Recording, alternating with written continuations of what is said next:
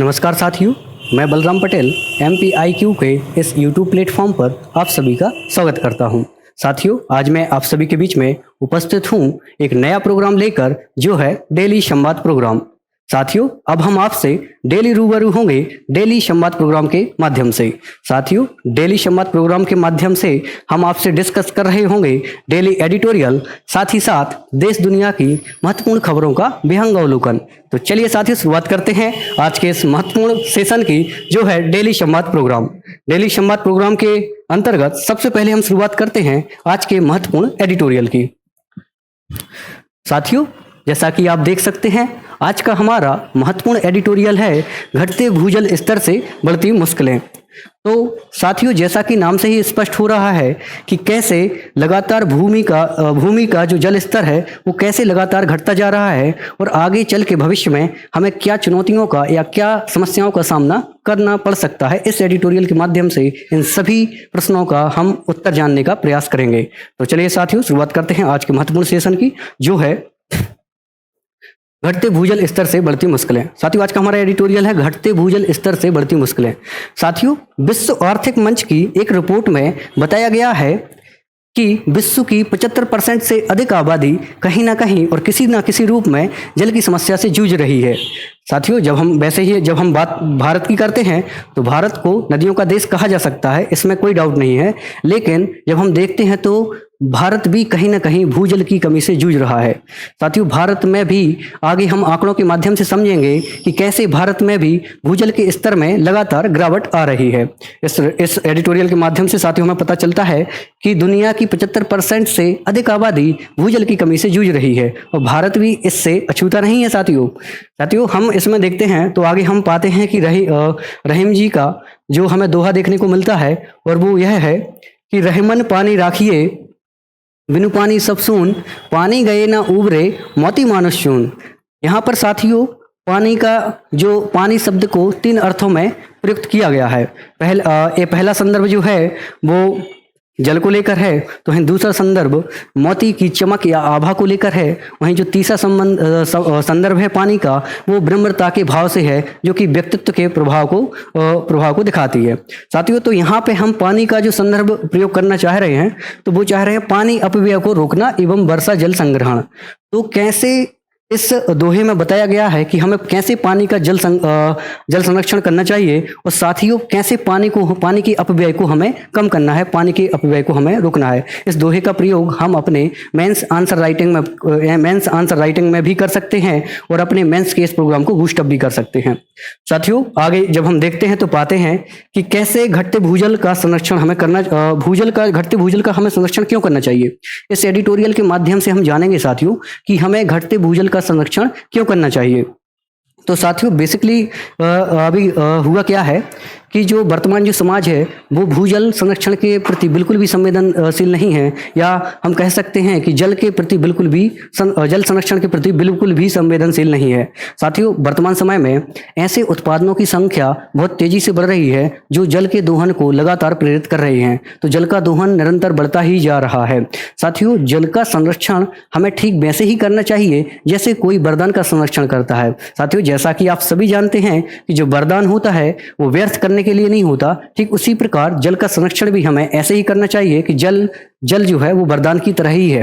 और साथियों, ये बिल्कुल सही भी है, जैसा कि एक उक्ति बताती है कि जल, हम जानते हैं कि जल ही जीवन है।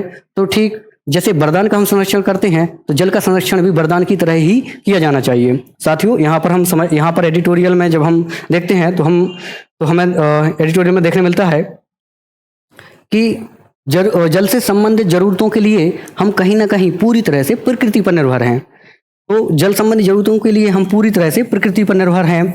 वो क्यों, आगे चल के हम पाते हैं साथियों, हम जानते हैं कि पृथ्वी का 2/3 हिस्सा कहीं ना कहीं जल से आच्छादित है।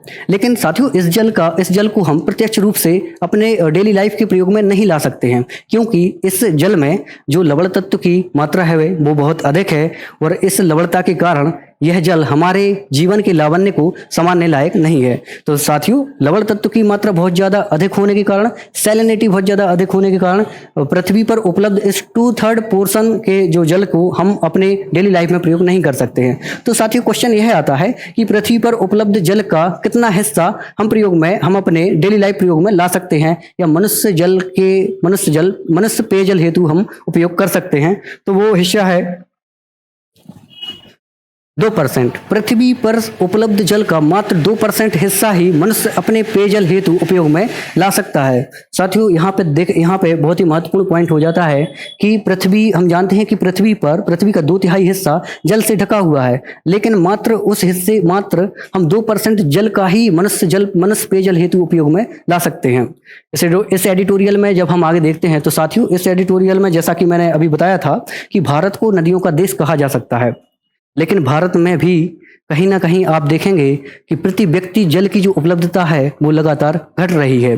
तो इसे हम भिन्न आंकड़ों के माध्यम से समझ सकते हैं। जैसा कि एक बार भारत सरकार ने संसद में बताया था कि जहां 1951 में हमारे पास 5177 घन मीटर जल प्रति व्यक्ति प्रति वर्ष उपलब्ध होता था, तो वही 2025 तक 1341 घन मीटर तक सिमट गया है। और साथियों, बहुत भयावह स्थिति तब हो जाती है जब इस रिपोर्ट में बताया जाता है कि 2050 तक 1140 घन मीटर प्रति व्यक्ति प्रति वर्ष जल उपलब्धता घट जाएगी। तो साथियों, यहाँ पे देखने वाली बात है कि 1951 में जहां हमारे पास 5177 घन मीटर जल प्रति व्यक्ति प्रति वर्ष उपलब्ध होता था, वहीं 2050 तक आते आते यह 1140 घन मीटर प्रति वर्ष प्रति व्यक्ति तक सिमट जाएगा। साथियों, इस एडिटोरियल के माध्यम से यह भी बताने का प्रयास किया गया है कि कैसे प्राचीन काल में हमारे जो पूर्वज थे वो जल संरक्षण करते थे या जल संरक्षण के प्रति कितने सजग थे, इसको एक उदाहरण के माध्यम से भी इस एडिटोरियल में समझाने का प्रयास किया गया है। साथियों, पुराने समय में जहां आज हम वर्तमान में नलों के पुराने समय में क्या होता था साथियों कि पर्वत, पठार, पहाड़ों से जो बहने वाला जो जल था उनके मार्ग में हम कुंडों, बावड़ियों, तालाबों एवं झीलों का निर्माण कर दिया करते थे, जिससे इन पहाड़ों, पठारों और पर्वतों का जो बहता हुआ जो जल है वो इन कुंडों, बावड़ियों में समाहित हो जाता था। इसके साथियों 2 फायदे हुआ करते थे उस टाइम पर। एक तो वहाँ पर आसपास रहने वाले जो लोग होते थे उनके लिए जल आपूर्ति की सुनिश्चितता, उनके लिए जल की जो आपूर्ति है वो सुनिश्चित हो जाती थी। और वहीं साथियों वहाँ के आस पड़ोस का जो जल स्तर है, भूमि के जल स्तर में सुधार होता था, वहाँ का जल स्तर बढ़ जाता था। तो प्राचीन काल में जल के प्रति हम कितने सजग थे, या प्राचीन काल में जल के प्रति हमारी कितनी सजगता थी, इस एडिटोरियल में हमें देखने को मिलती है। साथियों, जब हम नेक्स्ट जाते हैं तो देखते हैं इस एडिटोरियल में एक उदाहरण के माध्यम से भी प्राचीन काल में जल संरक्षण के महत्व को समझाया गया है। साथियों, यदि हमें जल संरक्षण की इम्पोर्टेंसी को समझना है तो साथियों हमें मरुस्थलीय क्षेत्रों में कैसे जल का संरक्षण किया जाता है इस ओर हमें मूव ऑन करना होगा। तो यहाँ पर मरुस्थलीय क्षेत्र में स्थित एक शहर जैसलमेर के गढ़सीसर तालाब की संरचना का उदाहरण लिया गया है। प्राचीन काल में कैसे जैसलमेर के गढ़सीसर तालाब की जो संरचना है वहाँ पर कैसे जल का संरक्षण किया जाता था। तो साथियों, एक उदाहरण के तौर पर हम समझते हैं कि जो जैसलमेर का गढ़सीसर तालाब है वहाँ पर मानसून के पूर्व उस तालाब की साफ सफाई की जाती थी, और साथियों जो वहाँ का महराव होता था वो खुद इसमें पार्टिसिपेट करता था। फल परिणाम स्वरूप जब किसी राज्य का प्रमुख या राज्य का महाराजा ही किसी कार्यक्रम में पार्टिसिपेट कर देता है तो वो कार्यक्रम ना रहकर एक उत्सव या त्यौहार की भांति हो जाता है। तो सभी लोग त्यौहार की तरह, उत्सव की तरह यहाँ पर जल संरक्षण को, जल स्वच्छता को लेते थे और जल का संरक्षण करते थे। तो साथियों, पहली बार जैसे ही मानसून आता था तो जब जलापूर्ति तालाब में सुनिश्चित होती थी उसके बाद उसमें स्नान प्रतिबंधित कर दिया जाता था। साथियों, एक महत्वपूर्ण बिंदु यहाँ पर देखने को मिलता है कि यह जो तालाब होते थे वो विशिष्ट संरचना के माध्यम से अन्य तालाबों से भी लिंक होते थे। यहाँ पर साथियों वो समझने का प्रयास हमें करना चाहिए कि जब कोई तालाब जो है उसमें जब जलापूर्ति सुनिश्चित हो जाती थी, जब उसका जल पूर्णतः वो फिलअप हो जाता था, तो उसमें वाटर फ्लो की समस्या नहीं होती थी, क्योंकि वो जो तालाब है विशिष्ट संरचना के माध्यम से अन्य तालाब से लिंक होता था। तो यहाँ पर वाटर फ्लो की भी समस्या नहीं होती थी और अन्य तालाबों में भी पर्याप्त जल पहुंच जाता था। साथियों, तो ये हमने उदाहरण के माध्यम से समझा कि जैसलमेर के गढ़सीसर तालाब को यहाँ पर एडिटोरियल में उदाहरण देकर बताया गया है कि कैसे प्राचीन काल में हम जल संरक्षण को किया करते थे। साथियों, एक महालेखा नियंत्रक की एक रिपोर्ट के अनुसार भारत में हमें भूजल दोहन की स्थिति के बारे में पता चलता है। साथियों, जहां वर्ष 2004 में भूजल दोहन का स्तर भारत में 58% था, तो वहीं 2004 से वर्ष 2017 में बढ़कर 63% हो गया है। साथियों, 58% से 63% तक का जो भूजल दोहन है वो भारत में बढ़ गया है। ये महालेखा नियंत्रक की रिपोर्ट से हमें जानकारी मिलती है। जहां 2004 में ये 58% था, वहीं 2017 में बढ़कर यह 53% हो गया है साथियों, 63% हो गया है साथियों।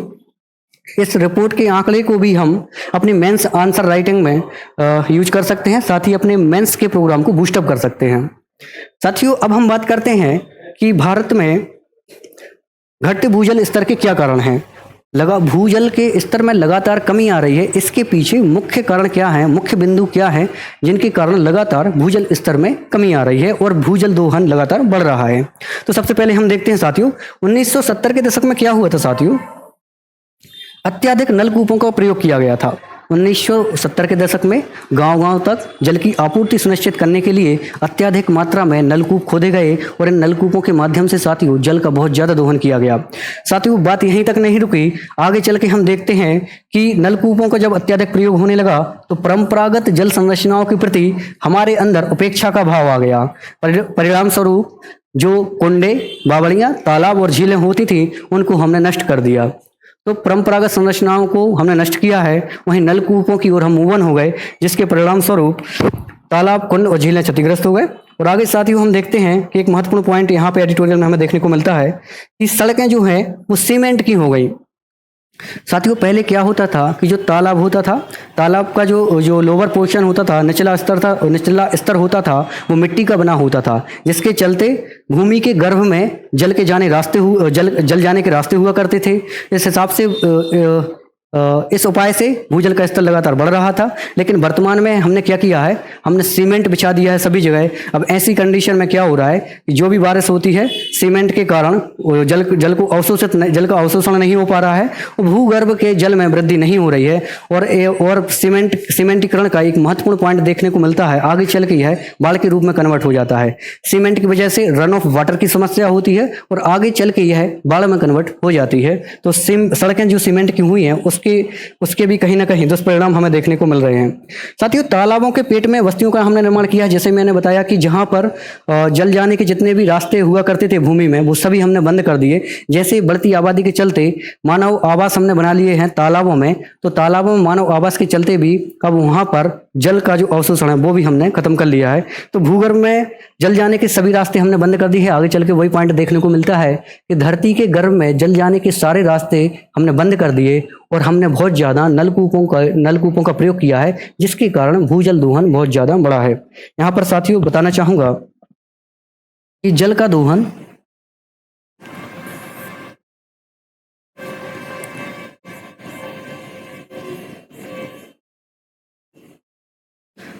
दोहन लगातार बढ़ा है और वहीं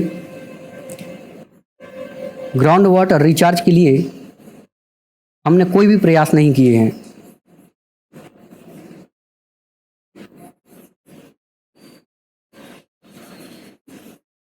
ग्राउंड वाटर रिचार्ज के लिए हमने कोई भी प्रयास नहीं किए हैं। ग्राउंड वाटर रिचार्ज की हिंदी में बात करें तो जल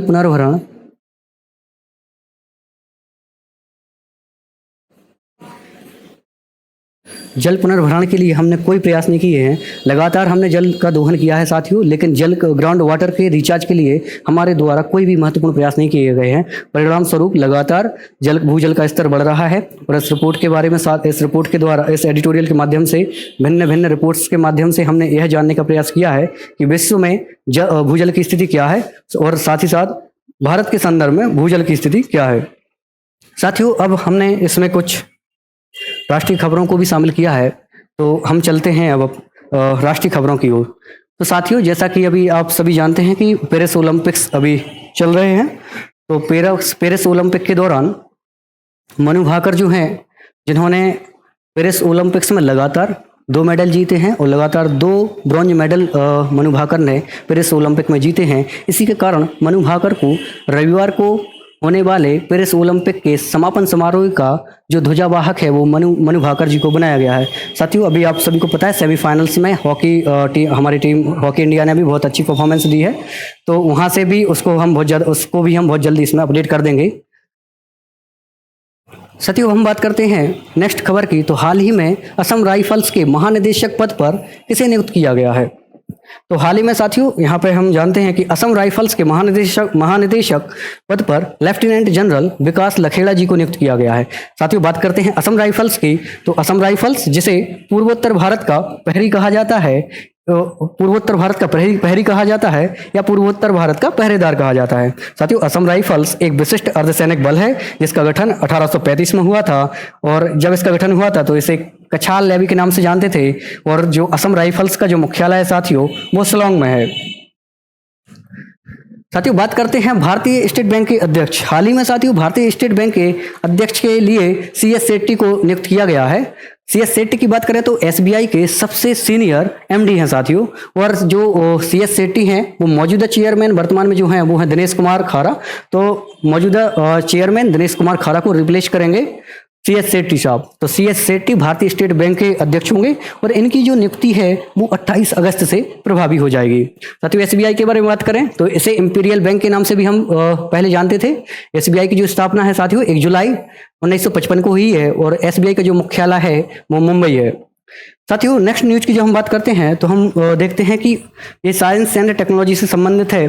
और जैसा कि हम मोबाइल से जो पेमेंट करते हैं तो UPI ट्रांजैक्शन ID के द्वारा भी हम करते हैं, लेकिन अब OTP की जगह फिंगरप्रिंट से होगा UPI ट्रांजैक्शन। तो अब साथियों, OTP के स्थान पर हम UPI ट्रांजैक्शन के लिए फिंगरप्रिंट का उपयोग करेंगे। साथियों, यूजर एंड्रॉयड डिवाइसेस जो होंगी उनमें हम फिंगरप्रिंट से, और वहीं जो आईफोन्स हैं उनमें हम फेस ID से UPI ट्रांजैक्शन करेंगे। यह हाल ही में NPCI ने बोला है। NPCI की बात करें तो national payment corporation of India है। इसकी जो स्थापना है साथियों वो दिसंबर 2008 में हुई थी और इसके जो MD एंड CEO हैं वो दिलीप असबे हैं। हेडक्वार्टर की बात करें NPCI के तो NPCI का जो हेडक्वार्टर है वो मुंबई में है।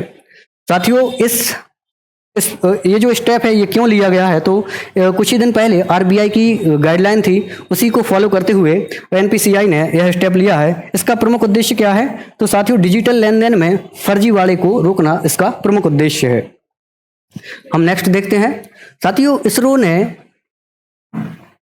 इसरो 15 अगस्त को लॉन्च कर सकता है EOS 8।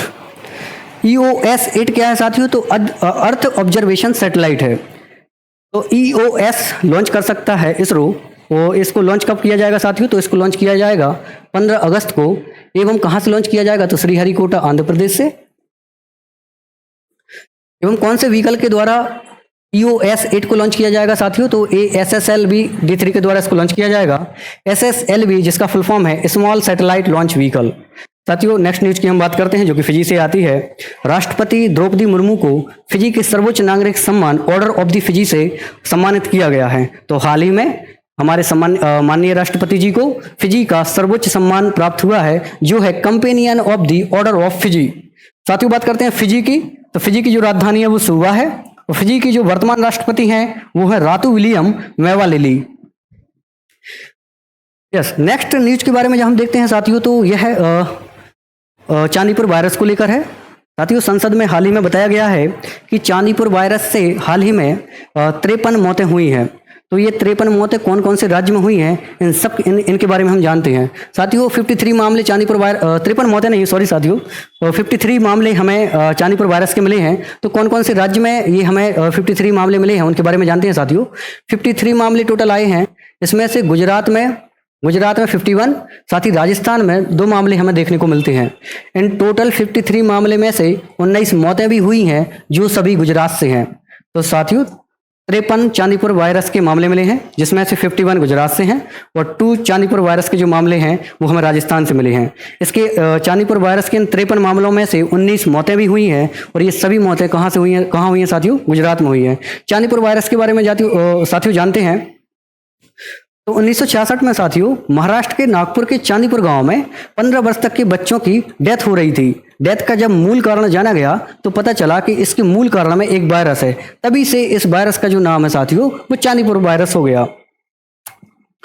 अब बात करते हैं साथियों अंतर्राष्ट्रीय समसामयिकी की।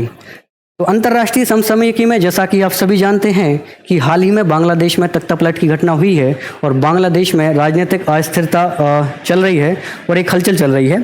तो साथियों इसका जो प्रमुख कारण है वो आरक्षण बताया जा रहा है, लेकिन इसके अन्य कारणों में साथियों पाकिस्तान समर्थक बीएनपी और जमात ए इस्लाम जैसे जमात ए इस्लाम जैसे संगठन भी इसके पीछे प्रमुख कारण हैं। तो इसमें जो बांग्लादेश में जो भी हलचल चल रही है उसके पीछे एकमात्र कारण आरक्षण नहीं है, बल्कि इसके पीछे बांग्लादेश नेशनलिस्ट पार्टी के साथ ही जमात ए इस्लाम जैसे संगठन भी हैं। साथियों बांग्लादेश में जो पूरा घटनाक्रम है उसको लेकर बांग्लादेश में जो भी परिदृश्य अभी चल रहा है उसको लेकर मैं बहुत ही जल्द एक वीडियो लेके आऊँगा। उसमें हम पूरी बांग्लादेश के जो घटनाक्रम को है, जो पिछले दिनों जो भी घटनाक्रम बांग्लादेश में हुआ है उसको कवर करेंगे। साथियों तो इस पूरे घटनाक्रम के बाद नोबेल पुरस्कार विजेता मोहम्मद यूनुस को नियुक्त किया गया है बांग्लादेश की अंतरिम सरकार का प्रमुख। साथियों मोहम्मद यूनुस को वहाँ की अंतरिम सरकार का प्रमुख नियुक्त कर दिया गया है। हम जानते हैं मोहम्मद यूनुस को के बारे में। तो मोहम्मद यूनुस जो कि ग्रामीण बैंक के शिल्पी माने जाते हैं और सबसे गरीब लोगों का बैंकर इन्हें कहा जाता है और वर्ष 2006 में नोबेल पुरस्कार शांति का नोबेल पुरस्कार इन्हें प्रदान किया गया था। साथियों मोहम्मद यूनुस ने बेसिकली गरीबों की मदद की बांग्लादेश में, साथ ही साथ महिलाओं के लिए माइक्रो क्रेडिट के लिए भी बहुत सराहनीय काम किया है, जिसके चलते वर्ष 2006 में इन्हें शांति के नोबेल पुरस्कार से भी सम्मानित किया गया था। हालिया संदर्भ में इनको बांग्लादेश में जो अंतरिम सरकार गठित हुई है उसका प्रमुख बना दिया गया है। साथियों बात करते हैं मध्य प्रदेश समसामयिकी की। तो मध्य प्रदेश में जो न्यूज आ रही है वो बहुत ही महत्वपूर्ण हो जाती है। तो हाल ही में साथियों वक्फ बोर्ड ने मध्य प्रदेश की 3 धरोहर जो कि हैं खरबूजा गुम्बद, नादिर शाह का मकबरा और बीबी की मस्जिद, इन तीनों धरोहरों पर अपनी संपत्ति का दावा प्रस्तुत किया था। हाल ही में घटनाक्रम यूं हुआ साथियों कि माननीय हाईकोर्ट में वक्फ बोर्ड ने इन 3 धरोहरों को लेकर अपना दावा प्रस्तुत किया, जिस पर माननीय हाईकोर्ट ने तल्ख टिप्पणी करते हुए कहा कि आप आगरा आप ताजमहल और दिल्ली के लाल किले को भी वक्फ बोर्ड की संपत्ति क्यों नहीं घोषित कर देते हैं। तो इसको लेकर यहाँ पर ये चर्चा में आई हैं, जो कि बुरहानपुर की 3 ऐतिहासिक इमारतें हैं, धरोहरें हैं। वर्तमान में साथियों ये ASI के संरक्षण में, आर्कियोलॉजिकल सर्वे ऑफ इंडिया के संरक्षण में है। इन तीनों ऐतिहासिक इमारतों के बारे में हम बात करते हैं। साथियों सबसे पहले हम देखते हैं खरबूजा गुम्बद जिसे खरबूजा गुम्बद जो है वो बिल्किस बेगम का मकबरा है। बिल्किस बेगम कौन थी साथियों? तो बिल्किस बेगम बादशाह शाहजहां और बेगम मुमताज की पुत्रवधू थी, वह शाह शुजा की पत्नी थी। साथियों ये खरबूजा गुम्बद जो है वो ताप्ती एवं उतावली नदियों के मध्य आजाद नगर के पास बुरहानपुर में ही स्थित है। इसका जो डिजाइन है साथियों वो खरबूजा के आकार जैसा है, इसलिए इसे खरबूजा गुम्बद के नाम से जानते हैं। यह ईरानी स्थापत्य का बेजोड़ नमूना है साथियों और इसे राष्ट्रीय स्मारक घोषित कर दिया गया है साथियों, और यह पुरातत्व विभाग के संरक्षण में भी है। बात करते हैं नादिर शाह के मकबरे की। नादिर शाह का मकबरा भी बुरहानपुर में स्थित है और हम सभी जानते हैं नादिर शाह ईरानी शासक था और नादिर शाह के मकबरे का जो निर्माण है साथियों वो 15वीं शताब्दी में किया गया था और यह भी एक राष्ट्रीय स्मारक घोषित कर दिया गया है और यह भी पुरातत्व विभाग के संरक्षण में है। बात करते हैं बीबी की मस्जिद की। बीबी की मस्जिद जो कि बुरहानपुर की पहली जामा मस्जिद है और बीबी की मस्जिद का जो निर्माण है साथियों वो फारूकी वंश के शासक आदिल शाह की पत्नी रुकैया बेगम द्वारा बीबी की मस्जिद का निर्माण कराया गया था।